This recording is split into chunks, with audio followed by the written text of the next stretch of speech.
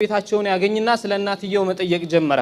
እናቱ ከሞተች ረጅም ዓመታት እንደተቆጠረ ግን ለሱም ይሆን አንድ ደብዳቤ ታለት እንደሞተች ይነገራል። በጣም ያዘነ ደብዳቤውን ይቀበልና ወደ ንባብ ይገባል። ደብዳቤው እንደዚህ ነበር የሚለው ልጄ በጣም ወድሃለሁ፣ ነገር ግን አንተ ራስህ ማታቀውን ያንተን አንድ ታሪክ ልንገርህ ይላል።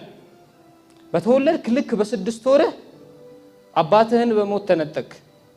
ያ ሳይበቃ አላህ ሁለቱንም አይኖችህን ነሳ።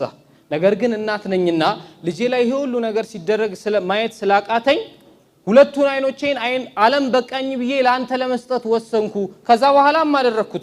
ታዲያ ያ አንተ በልጅነትህ ስታፍርበት፣ ስትሸማቀቅበት፣ ስትጠላቸው የነበሩት አይኖች የኔ ሳይሆን ያንተ ነበር ይላል። በጣም አዘነ። ነገር ግን ምንም ሊያረግ አይችልም።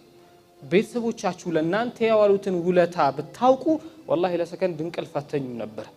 ምናልባት ሐቃቸውን እናንተ